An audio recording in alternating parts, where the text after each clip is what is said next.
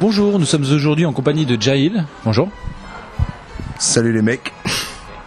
Donc tu es chanteur, plus précisément chanteur de musique reggae. Peux-tu nous présenter brièvement ta carrière ? Alors ma carrière, elle est toute simple, on va dire premier pas vers la musique. 89-90, je découvre une cassette de Public Enemy. Ma cervelle fait tilt, je fais trois bonds dans ma tête. 95, je prends comme ça un micro dans une cave avec un peu de son qui tourne et je me rends compte que moi aussi je peux m'exprimer. Donc de là, je commence d'abord à rapper. Le rap, c'était vraiment le truc en vogue à l'époque, on kiffait tous. Derrière, en parallèle, quelques années, je fais du rap et en même temps, je me mets à chanter du reggae roots avec un groupe. Et de là, j'ai plus continué dans le reggae. Parce que bon, le rap, ça commençait à être les années où, genre, si t'étais pas une Kaira, tu pouvais pas rapper. Et bon, j'ai toujours été plus un débrouillard qu'une racaille ou machin, je suis pas spécialement un voyou. De là, donc j'ai fondé un groupe qui s'appelle Illegals, qui s'est fini en 2001. J'ai continué mon chemin tout seul, open mic, un peu son système. Après, j'ai chanté dans un collectif qui s'appelait Ultimate Fight Sound, qui était raga hip-hop. J'étais la caution raga. Et de là, j'ai sorti un street album à l'époque sur des phases B qui s'appelait System D. On en a écoulé 1000. Et c'était bien. Ce qui m'a amené à faire pas mal de scènes en France et puis ailleurs. Des scènes underground, parce que j'ai pas de structure. Donc j'ai fait des scènes underground depuis... j'ai chanté à Jérusalem, j'ai chanté à Ouagadougou, j'ai chanté en Angleterre, j'ai chanté à Pointe-à-Pitre, mais que dans des trucs underground, quoi. Et c'était cool. J'ai continué ma route. Toujours en solo, j'ai fait un album en 2008 qui s'appelait Une époque formidable, qui était reggae mais pas que. J'ai exploré des styles, ça va du dancehall hardcore à la bossa nova, tu vois, avec des participations de Général Lévy, que j'ai même pas envie de présenter. Si vous connaissez pas Général Lévy, c'est votre problème. Lyrickson, puis des copains, Mels et Pivasco. De là, j'ai masterisé mon disque en fait au studio de Boys Factory. Donc là-bas, j'ai rencontré Serial P, qui est un sacré ingé son qui m'a présenté son associé Don Dada, et on s'est associé pour arriver jusqu'à aujourd'hui où je vous annonce la sortie de mon prochain projet Panamiard, 1er avril, et en prélude un album pour la fin octobre. Voilà. Alors si tu devais nous présenter, nous parler de 2-3 morceaux qui ont marqué ta carrière, lesquels seraient-ce ? Bonne question. Alors, le titre de mon premier projet s'appelait System D, et il y avait un titre qui s'appelait System D dedans. J'ai rien inventé, mais c'est écoute, pendant des années, ce morceau-là, le peu de gens qui m'ont suivi me demandaient ce titre-là. Parce que bon, c'est pas très dur à expliquer, hein. C'est que bon, les gens qui me suivaient, c'est pas forcément des gens de la haute, donc System D, ça leur parlait. Le texte est pourtant très simple, mais je sais pas, c'était un petit leitmotiv et ça les marquait bien. Sur le projet d'après, j'avais refait une version de System D d'ailleurs, et un autre titre qui s'appelait À l'ombre. C'est tout simple.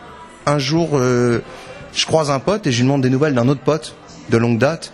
Il me dit, t'es pas au courant, il a pris 10 ans. Le mec a pris 10 ans, il s'est retrouvé dans une histoire de meurtre. C'est pas lui qui a fait l'affaire, mais il a emmené les gars qui en fait partaient pour une espèce d'expédition punitive ou quoi. Et lui, c'était un mec gentil, quoi. Il s'est fait embarquer dans une connerie comme ça peut t'arriver, ça peut m'arriver, ça peut arriver à n'importe qui. Et du jour au lendemain, paf, 10 ans de ta vie, quoi. Ça m'a mis une calotte. Et j'ai écrit ce titre À l'ombre, où je parle, bon, c'est juste un petit clin d'œil à mes potes en tôle. Des gens l'adorent, il y a des gens qui le détestent. J'ai chanté sur scène, il y a des gens qui m'ont dit, on m'a dit même, attends, comment tu peux rendre un hommage à des criminels ? Et je leur disais, écoute, ils ont déjà été jugés. Ils ont déjà été jugés, purgent leur peine. La double peine, j'aime pas ça, quoi. C'était juste un clin d'œil à mes potes. C'est pas une apologie du crime, c'est un clin d'œil à des potes qui vivent quelque chose de dur. Tu peux me redire le nom de ce morceau, pardon ? Ce morceau, il s'appelle À l'ombre. Où je dis, une pour mes frères à l'ombre. Il y en a compris 10 ans. Et le troisième morceau, écoute, j'ai envie de te dire Sankara, dont je viens de publier la vidéo la semaine dernière. Je suis allé au Burkina Faso en 2006, comme je te disais. Je sais pas si c'est vrai, mais on m'a dit que moi et mon pote, on était les personnes qui ont amené le sound system au Burkina Faso. Et je sais pas, c'est peut-être faux, c'est peut-être vrai, mais ça me fait marrer, quoi. Donc nous, on l'a laissé des platines, des micros sur place et tout ça. Et j'ai été amené à rencontrer des personnes de la famille Sankara. Et j'ai vu là-bas, chez les gens du peuple, l'impact que cet homme a. Encore, là, c'était quoi, une vingtaine d'années après sa mort. Son fantôme est toujours là dans les rues. C'était, bon, on peut l'appeler Che Guevara africain, ou appelle-le comme tu veux. Et je m'étais toujours dit, il faut que je fasse un morceau. Et mes potes du Burkina me disaient, fais un morceau. Ça a mis 6 ans. Et il est sorti d'1 heure. Parce que moi, je suis très long à écrire. Et là, il est sorti en 1 heure. En un trait, j'ai tout écrit. Et je suis fier de ce morceau parce que j'ai raconté l'histoire, je trouve, assez objectivement. Même si j'adore le personnage.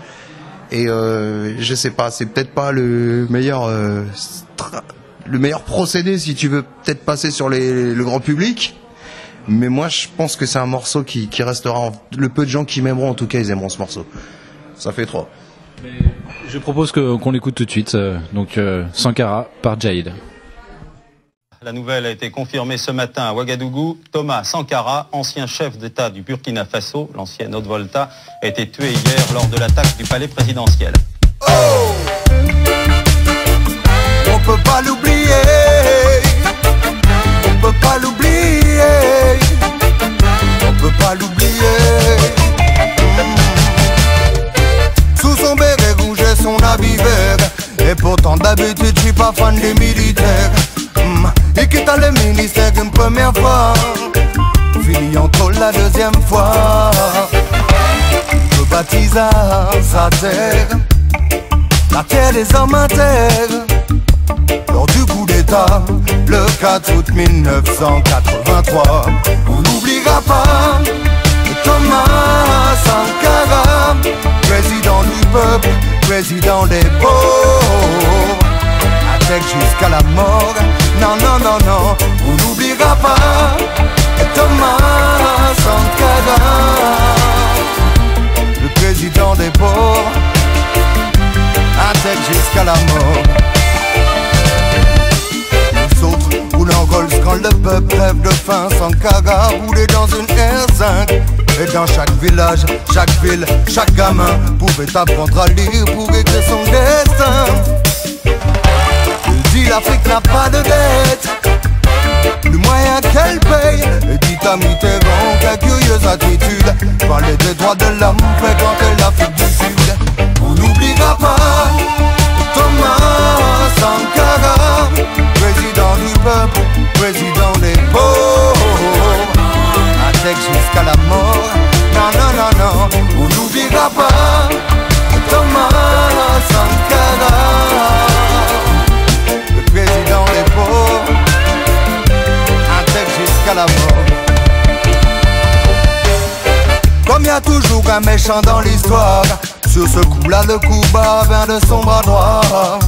Blaise et la France ont mis fin à la fête, le 15 octobre 87. Comment oublier cette date sinistre, lors d'une réunion avec ses ministres. On entendit des bruits de coups de feu, et Thomasine bougeait pas car c'est moi qu'ils veulent. Ils ont tiré sans pitié aucune, jeté son corps dans la fosse commune. Aux terres du Burkina, tout est rouge comme le haut de ton drapeau. Tout est rouge comme le sang de Thomas, comme le sang de Thomas, comme le sang de Thomas Sankara, président des pauvres. Nous n'oublierons pas Thomas Sankara, le président des pauvres, un texte jusqu'à la mort. La dette ne peut pas être remboursée parce que, d'abord, si nous ne payons pas, nos bailleurs de fonds ne mourront pas. Soyons-en sûrs. Par contre, si nous payons, c'est nous qui allons mourir. Soyons-en sûrs également.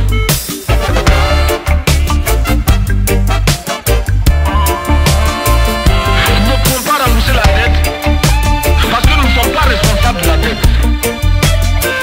Nous ne pouvons pas payer la dette parce que, au contraire, les autres nous doivent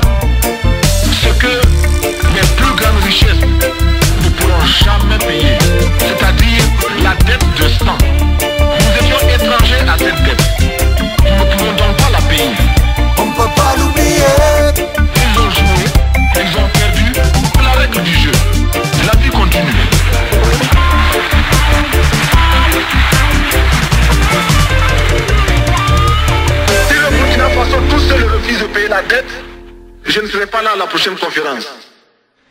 Donc excellent morceau, hein. Big up Jaïd. C'est vrai que Sankara, c'est pas un héros qui a été tant encensé que ça dans les morceaux de reggae, en tout cas jamaïcains, ceux qui me viennent à l'esprit. Tu me parlais justement à l'instant d'Alpha Blondy. Je te laisse parler un petit peu des Africains qui ont fait avant toi un hommage à Sankara, parce que je ne connais pas ces morceaux. Alors, les Africains qui ont fait des hommages à Sankara, il y en a dans le reggae et dans d'autres musiques. Enfin, tu connais les musiques africaines urbaines, il y a toujours un peu de reggae, un peu de hip-hop. T'as un mec comme Didier Awadi, qui a beaucoup mis Sankara sur le devant de la scène. C'est même dans ses spectacles, il a fait des spectacles hommage à Sankara. T'as Tiken Jah Fakoly qui l'a cité plusieurs fois, et d'ailleurs quand tu vois les images du studio de Tiken Jah Fakoly, il a demandé à un peintre de peindre Sankara sur la devanture. Il y a mon pote Sam Skaleja de Ouagadougou, qui est animateur sur Ouaga FM, qui est une émission tous les dimanches, enfin je sais plus s'il l'a encore, qui s'appelle La Messe, carrément. Enfin il l'appelle pas comme ça, mais les gens l'appellent comme ça dans le jargon tellement c'est écouté. Qui a fait un morceau très joli aussi, un hommage à Thomas Sankara. D'ailleurs ça lui a valu des problèmes là-bas, parce que c'est facile pour moi de chanter ça ici, mais lui il l'a chanté là-bas quoi. Donc grand respect à lui. Puis il y a le plus connu, c'est le morceau de Alpha Blondy, Capitaine Sankara, qui c'est marrant, Alpha il utilise un autre angle que moi. Lui en gros, je crois que le postulat de la chanson, il dit que c'était un mec bien, mais que voilà ce qui arrive quand tu prends le pouvoir par la force. Donc c'est peut-être ouais voilà, lui c'était pas forcément un hommage, c'est du genre c'est sa morale à lui. Et je pense que c'est juste que... Mais c'est marrant parce que dans tous les cas, parler de cet homme-là, c'est parler du principe de la révolution. Et c'est poser aussi parler de la France-Afrique. Et c'est parler de toutes ces choses-là. Donc évidemment, Thomas Sankara, il n'est pas honoré comme il le mérite sur nos terres. À ton avis, pourquoi ? Bon, on est quand même... Et puis là, pour Sankara, c'est spécial parce que c'était pendant la cohabitation. Donc on a Mitterrand et Chirac. Chirac a remis Focard aux affaires.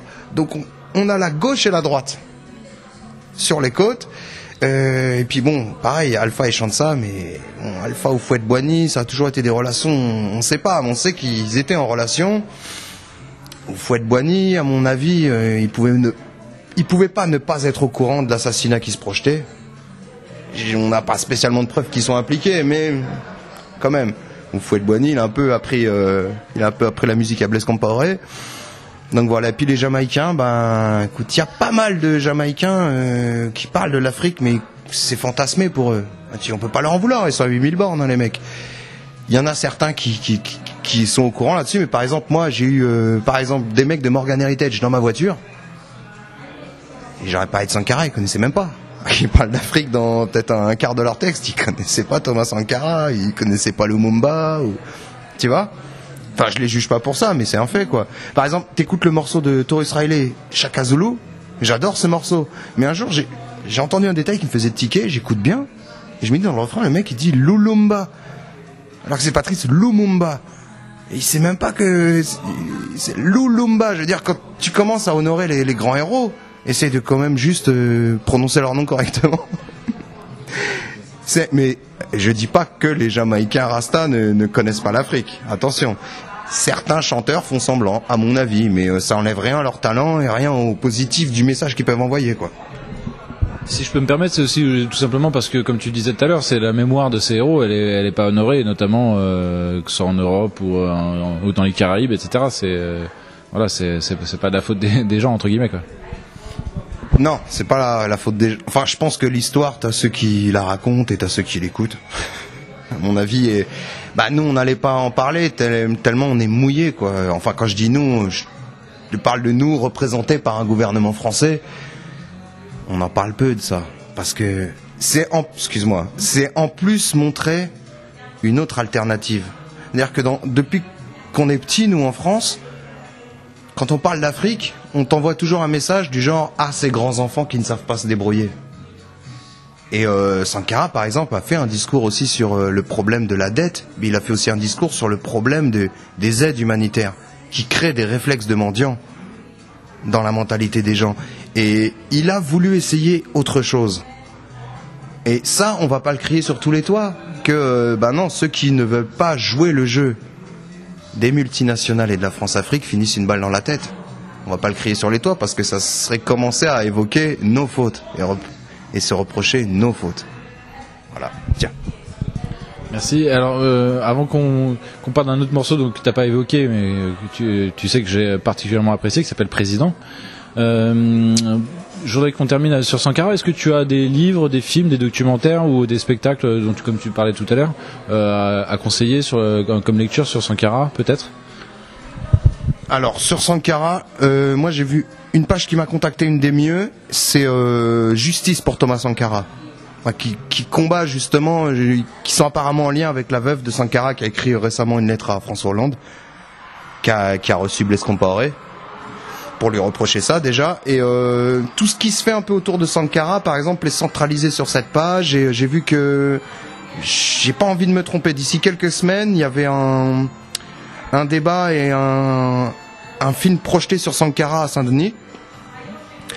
Et écoutez par exemple les disques de Didier Awadi. C'est une super introduction. Et allez un peu dans les boutiques spécialisées, vous pouvez trouver des biographies de Thomas Sankara, des recueils de textes. Et il y a également, je sais pas si j'ai le droit de le citer, sur YouTube, vous pouvez trouver des reportages sur Thomas Sankara. Vous tapez Thomas Sankara ou L'homme intègre ou des choses comme ça, et vous trouverez votre bonheur. Président, donc ce morceau que j'évoquais juste avant, qui lui parle pour le coup plus de la situation française, en tout cas, enfin même si ça évoque à travers le sort des Français, le sort de tout citoyen sur terre, quel que soit son pays. Tu parles spécifiquement de ce que tu connais, donc voilà la France, et tu évoques l'hypothèse où toi tu serais président, donc c'est bien sûr un côté un petit peu humoristique. Je propose qu'on écoute un premier refrain et un premier couplet.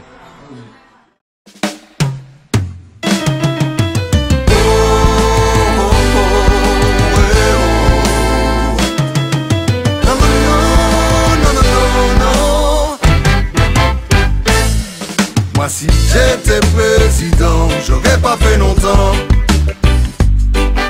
Si j'étais député, je crois qu'il m'aurait buté. Si j'étais commissaire, je foutrais mon flingue en l'air. Toi dis-moi combien je ferais de temps. Si j'étais président, j'étais premier ouvrier à dormir à l'Élysée. Le garantique à l'Assemblée, j'aurais des gueules plus colorées. J'étais chef du FMI, au bled y'aurait le RMI. J'aurais fait les poches à Rothschild, pour tout donner au bidonville. Et mon frère, si j'avais contrôlé Wall Street, t'aurais peut-être gardé ton fric.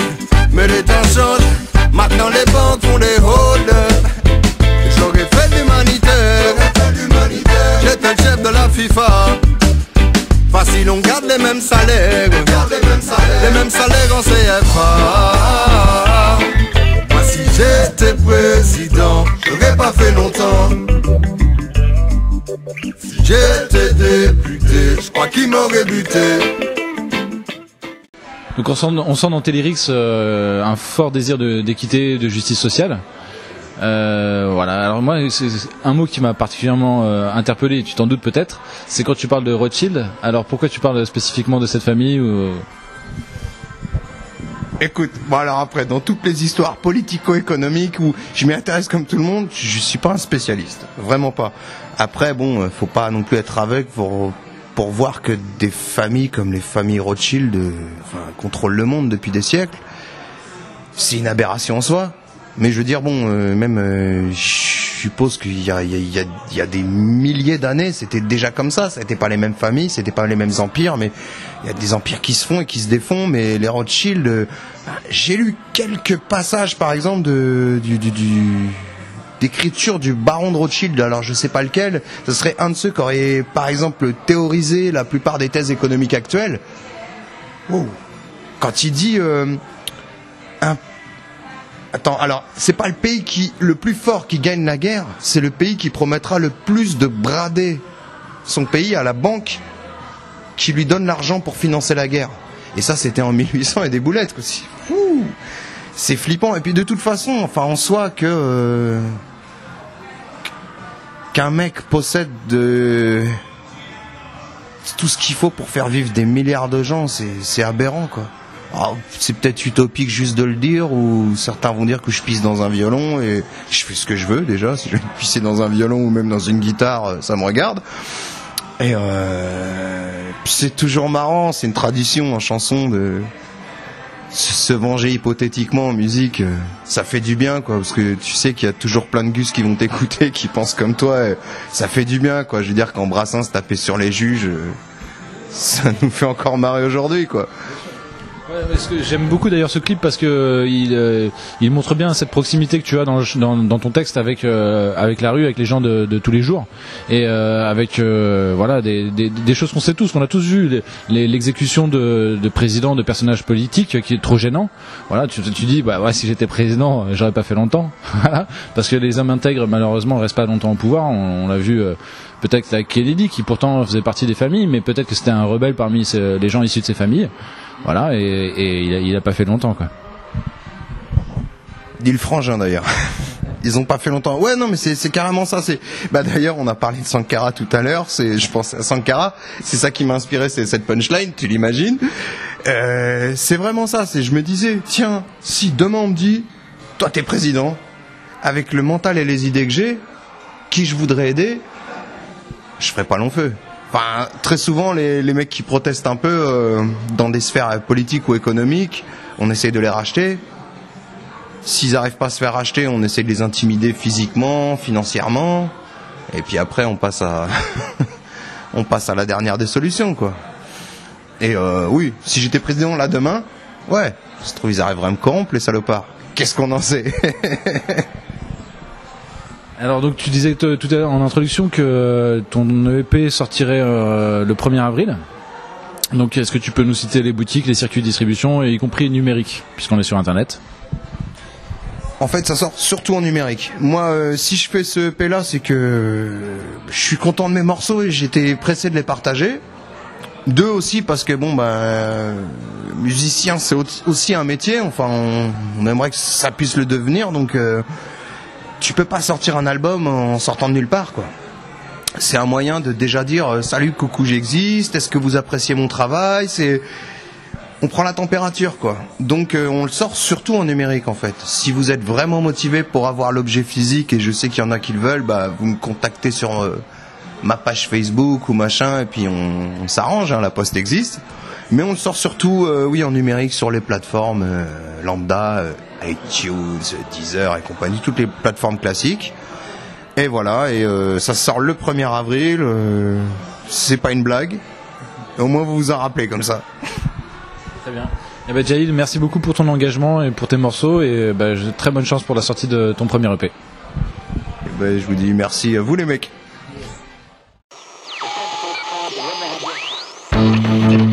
Thank you.